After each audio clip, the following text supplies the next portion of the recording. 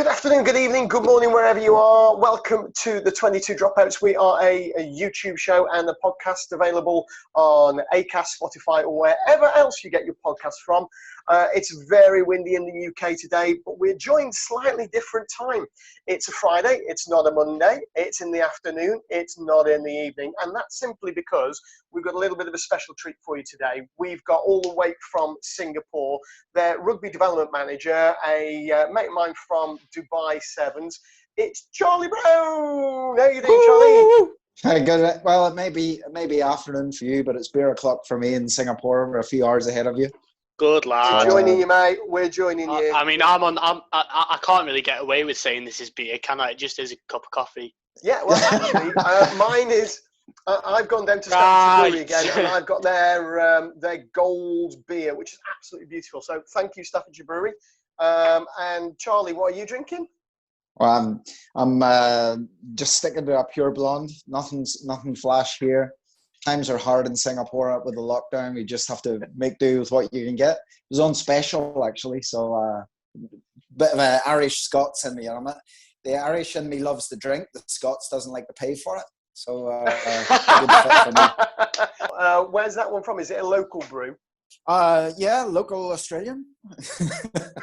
There's plenty of Aussies in Singapore, so okay. So the first question has to be then: how does a jock paddy end up in Singapore via China and Hong Kong? Good question. Sometimes I wonder that myself on a few dark evenings.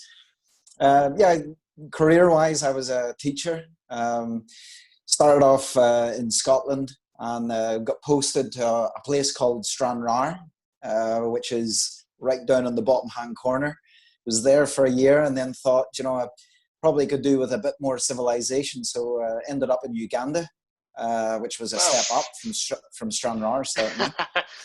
No offence to my friends from Stranraer if they're listening. And then from there just got on the international teaching circuit, moved to China, and that's when I picked up refereeing just through working through the school. And then, as all rugby enthusiasts are who travel the world, everywhere you go, there's a need for a referee or a coach or a player. So just as I traveled around in the States, picked up a bit of refereeing there, and then moved to Singapore for work again, and I was fortunate enough to get some refereeing and then led on to a full-time job with the union. Because obviously Asia is a little bit of a smaller area in terms of rugby. So although there's quite a lot of rugby to go around, there's not necessarily as many opportunities for referees. But you seem to have landed on your feet with those. Yeah, I mean, it's interesting. I think that Asia probably, with the World Cup coming to Japan last year, has put us on the map a little bit more. I don't think it's necessarily a case of there's not a lot of rugby here. It's just it's probably not well exposed, or it hasn't been well exposed until now. I mean, certainly in Singapore, there's rugby every weekend, 52 weeks of the year, pretty much. Wow. So it's definitely lots of rugby and a huge need for referees here. I mean, in my time of being in Singapore, we went from, I think we had like 25, 30 refs to up to almost 100 now. And even at that, it's still a stretch to cover all of the rugby, going from, under 10s all the way up to adult grade. But yeah, I mean, the school's rugby community is quite thriving here. There's a large junior rugby contingent. We've got like 10 junior rugby clubs and 8 senior men's clubs. So, I mean, there's heaps of opportunities here. I mean, I think the fortunate thing we have in Asia is that the pool of referees is a lot smaller. So the opportunities to advance your career quickly are definitely there for someone who's prepared to put in the time and the effort. So I think that's probably contributed to my fast track, as opposed to if I was maybe refereeing in Ireland or Scotland, where you've got a bigger mix, there's bigger talent pools, so you're competing harder with other people around you. I think I need to come over there then I've got no competition. You need no competition, you're shocking. I know. I need zero competition. I just heard I need zero competition. Yeah, that's me, mate. I need zero competition, then I can be at the top of my game. Without a doubt. Now, so right now you're your best ref in the room, eh? No, he's not. I am actually in the room on my own, but I thought I'd just double check anyway, because as Chris said, I might not have been.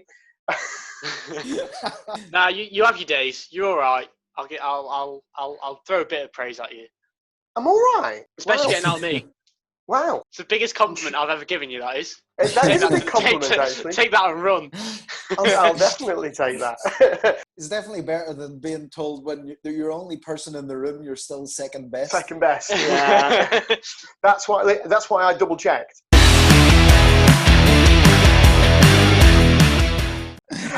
So you've obviously progressing around Asia has taken you to many countries and many great tournaments. And we met in 2018 in Dubai.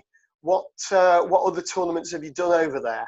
Well, for us, on the international panel. So the organisation that takes care of the whole region is called Asia Rugby. And that will stretch all the way over from the Emirates right through to Japan and Hong Kong. And they'll operate 15s and 7s competitions at different tiers. Now, what they normally do is they'll go out to a host country each year and they host a division or they host a tournament. So, my passport's pretty full of stamps. Gone pretty much everywhere from East Asia to West Asia. So it's been a fantastic experience. Being able to get around, being out refereeing in Japan, Central and Southeast Asia like Thailand, Philippines, and then over to Dubai, Sri Lanka, and India. So, it's been a great opportunity to go out and see the region.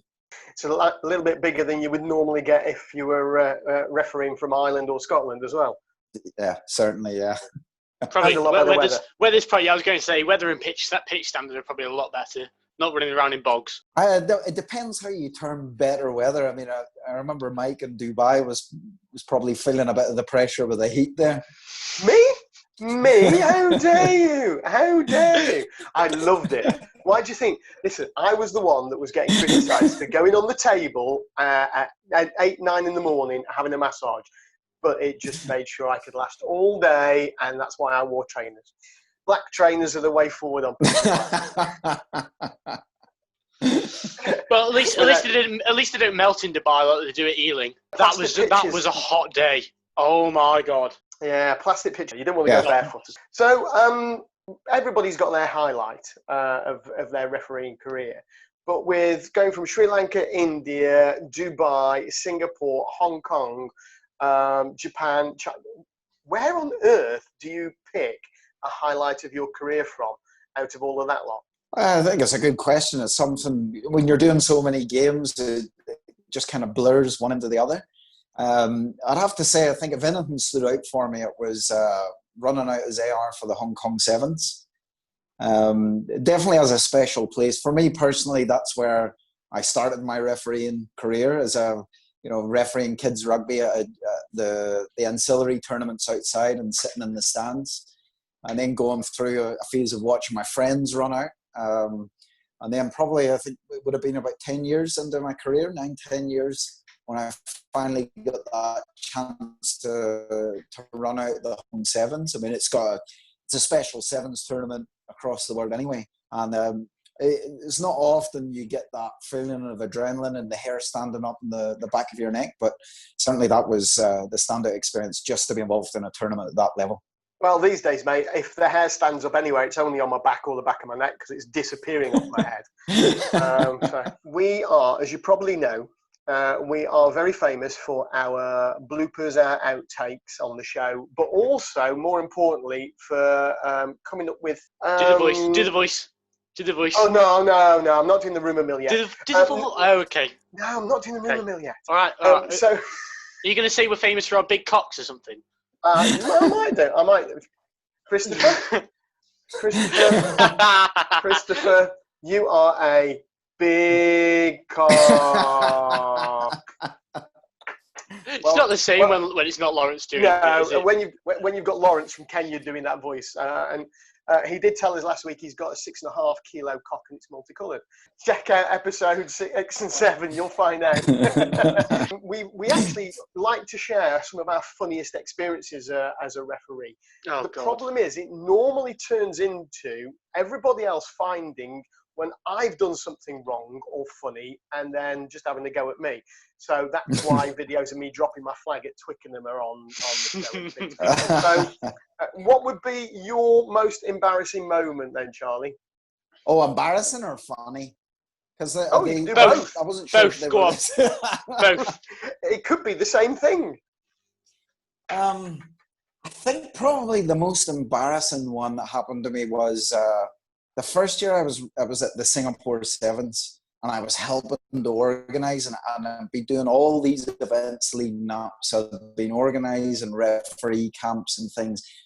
And then I got to the tournament on the weekend, really excited. The adrenaline was pumping on Saturday. So got through Saturday okay. Had a few issues Saturday night, so another late night. And then on Sunday, early morning on Sunday, I was up for one of the first games, and I was running in goal. And I remember there was a 5-metre scrum with the team attacking away. So team putting in, attacking away. So on their own 5-metre line. Scrum half puts the ball in, comes back to the 10, who's standing next to me and in goal. So what I can remember is looking down and just making sure his foot hadn't gone touching goal. And then he kicks the ball up the field.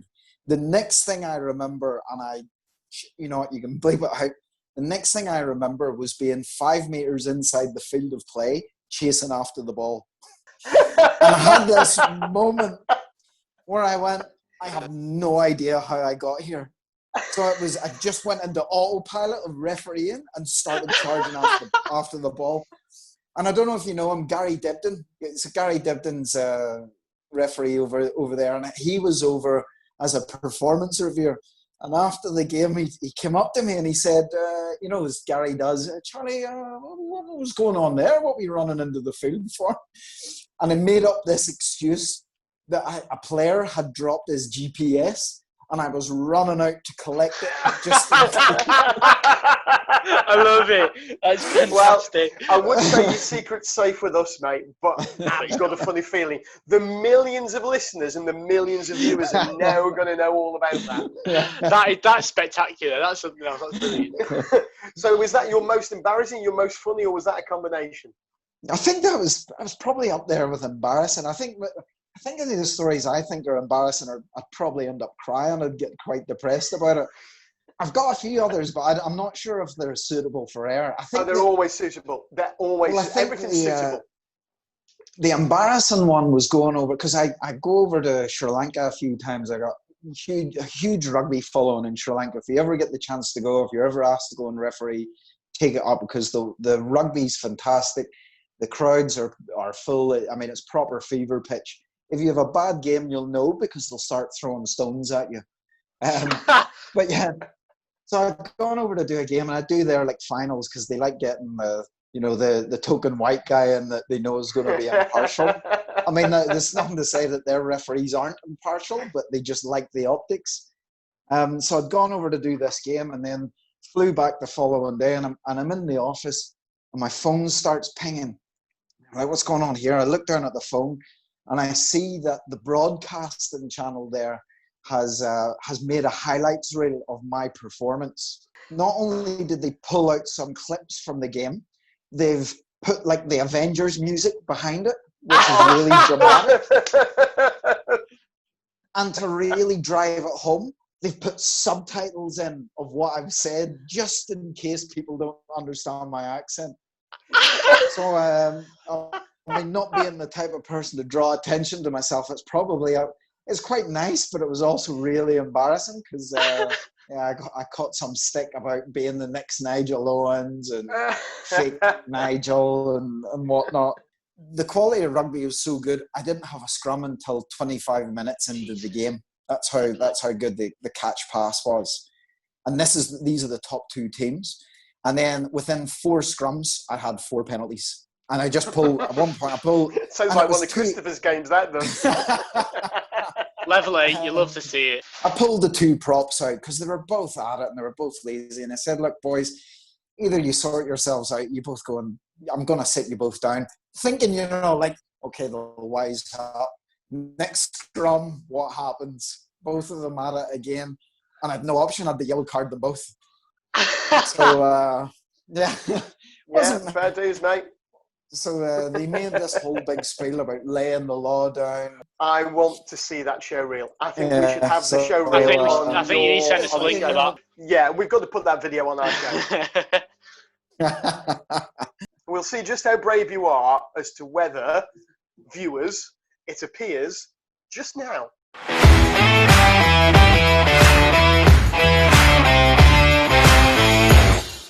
Havelock Sports Club, and this time he will have a word as well. Captain. Okay, so we have 2 penalties for knee on the ground and players not releasing. The latest penalty here is for tackle assist, bringing a player to the ground and not showing me a clear release. So that's 3 penalties within 10 minutes. Either you sort something out with the boys or I start escalating. Well, instructions cannot get any more clearer. And yet again, that's going to be a high tackle. Sawyer Anthony was won first. Captains. Referee wants to have a word with both the captains. So you both understand I don't tolerate any contact with me during live play. But from both teams, I'm getting a lot of sir, calling for this, everything. There's only room for 1 referee on the field.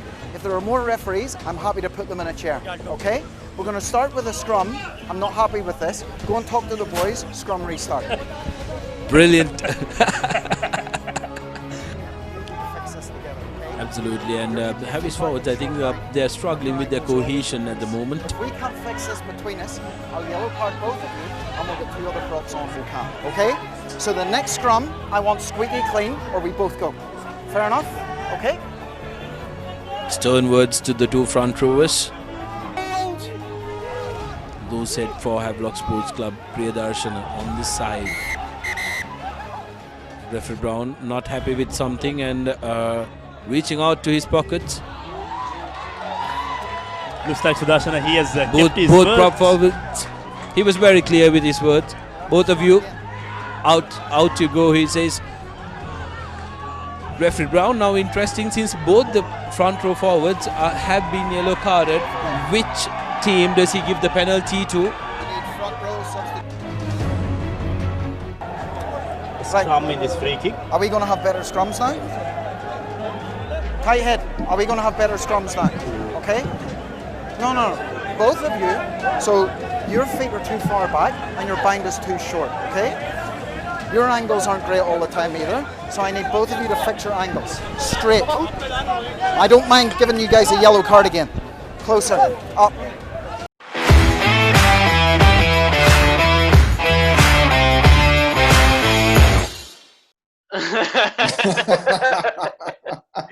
And I'll edit that in if you're brave enough to send it. And if you're not, there'll just be this little pregnant pause and everybody will realise that you were just a bit of a pussy about it.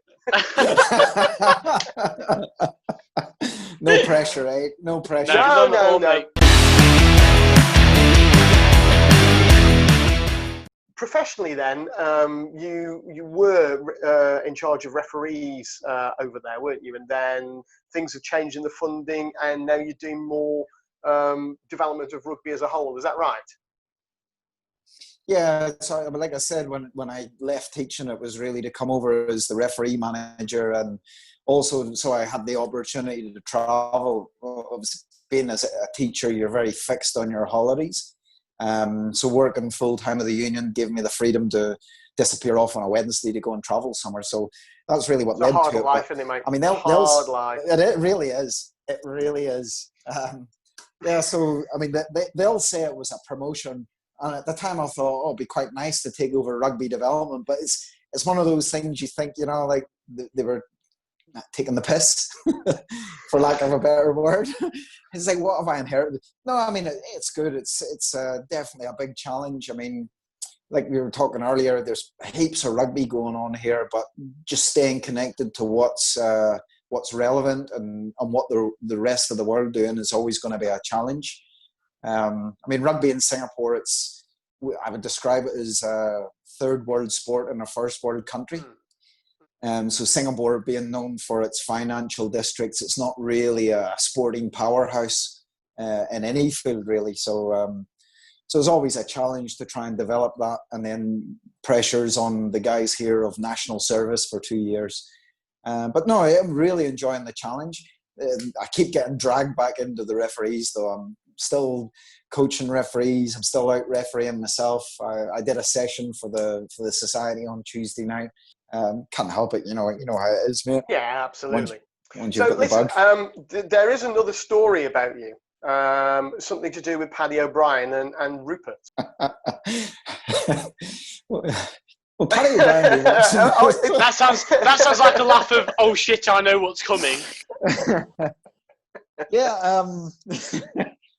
I think this is my favourite rugby story in any frame, and if it goes out, I'm going to send it to Rupert, who I after this happened, I renamed his contact on my phone to Forrest Gump because of this. So Rupert was a development referee who really worked hard and moved up the ranks, worked hard to get onto the sevens squad, and was picked to AR at the World Series in Singapore.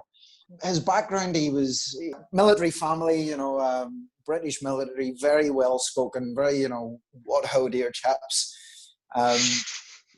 But really nice guy, very blonde, but really nice guy. So anyway, we're at the sevens, and it's high pressure, as you know. And then with me being the referee manager, where you want everything to go right and nobody to make mistakes. Got through the 2 days, awesome. Paddy comes up to me and says, "Good job with the guys. They performed well." And then he says, points over in the change room. He says, "Who's that guy over there?" And I said, "Oh, that's Rupert." He says, Paddy says, "What's he like?" I thought, well, Rupert's in his 40s. He's a bit old to be thinking about, talent identification here and bringing on to the panel. I said, "Yeah, he's all right. He's come through the ranks. He's stepped up. Yeah, he's okay." He said, "No, the reason why I'm asking is because," he said to me, "I'd heard you were a bit of a but you're actually not a bad bloke."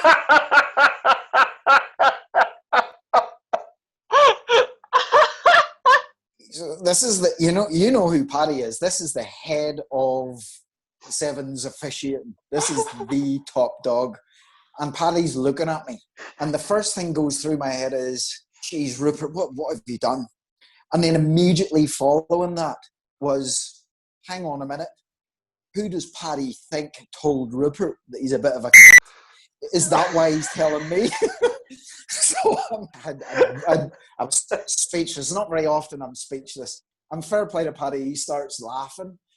And I said, "Yeah, I'll have a word with him." And he says, "Yeah, it's probably not the most appropriate thing to say." And it took me about 20 minutes to get my head around what had actually happened. That was the best. Oh. Forrest, if you're listening, we miss you. Mate, I literally have tears. You know what, Pat? You can imagine how Paddy would. And that is proper fair play to him. To be fair, that really is fair play. That he's taken that and he's not risen, because it would be so easy to do so. So Paddy, if you're watching as well, here's to you, mate. Now we do. Christopher wants me to do the voice, so we do have a part of the show which is called the Rumour Mill. I don't know why I do that. I don't know why you do the voice. I don't know why I do it, because you lot keep going, "Do the voice, do the voice, do the voice." Yeah, because he's a pisser, because he just makes you sound like a tool. Yeah, no, but listen, I don't have to do silly production voices value, like mate. I was going to say, you do that on the daily value. anyway. Now, it is always customary for the guest to go first. Your rumour doesn't have to be true. That's why it's a rumour. It should at least be credible, and not like Anthony Petrie's about Eddie Jones going to Australia, and in a coach swap. Just after he signed a new contract to like 2023. Yeah, exactly. So, on the spot, all the way from Singapore, with his rumour, it's Charlie. I have to think now. Actually, I'm Shit, not very shit. Charlie, you Yeah, did really read the did, brief didn't you? about. You read the brief, didn't you, or did you just fill in the boxes about yourself? Yeah, I filled in the boxes. I don't need to read the So words. You Terms and didn't read conditions. the words. Fuck are they? That's your contractual agreement that says we're going to. If we get sued, it comes back to you. It's always the guest that gets sued, never us. Of course. That's how it should be. So come on. At the moment, there are so many things going around. What have you heard that perhaps is a little bit off the wall? I've heard that there could be a strike in France over player contracts. Oh, really? Ooh. And that, to be honest, that wouldn't surprise me. They strike about everything else in France. Well, that's why I true. threw it out there. I got stranded. I got stranded in Sierra Leone because Air France were on strike. I mean, I wasn't complaining because we got put up in the airport hotel and we've been staying in, like, let's just say it wasn't an airport hotel for 14 days. So we were quite happy with the outdoor pool and the cooked food, the comfy. Yeah, I bet you weren't complaining about drinking at 1 o'clock there, were you? Not in the slightest. I was going to say, if any opportunities come up in Singapore, mate, my phone's always on. Yeah, but when he wanted... Oh, sorry, the call just dropped out. Sorry, guys. He has actually got... He's got a position open for a personal valet, but looking at the state of your T-shirt, you haven't ironed that, so he won't want you. No, I haven't. That is interesting. That is an interesting rumour. I think that's probably got some legs to it as well. I mean, even over here, there's lots of stuff about. It's a tough time. It's a tough time for everybody. We've just, I think everybody just needs to sometimes take a big deep breath before they say or do anything. But we are coming to the end of our special show. It's been absolutely wonderful to have Charlie with us, and hopefully, if he can be bothered to wake up at 3 a.m, he is more than welcome to come and join us anytime he likes on the normal show. It's just we do start at night so that the New Zealanders and the Canadians and the Americans can join us. Unfortunately, it rules out this wonderful chap here. But I'm damn sure that we'll see you again soon, Charlie. And one night, stay up with us, have a beer. Just keep drinking beer until we start. That'd be a good show. It won't just be a good show. That will be an awesome show, especially when it comes to the rumours like that. Charlie, thank you very much, buddy. You've been wonderful. We will see you again soon. This will be up on our YouTube platform very soon. Just look for the Singapore Sling special. And if you can say that after a few beers, you're better than me. And you can listen to this on our podcast channel as well. Don't forget to keep in touch with us on social media, Instagram, Twitter, and Facebook. Just search for @22Dropouts. You take care, and we'll see you all soon. Bye-bye.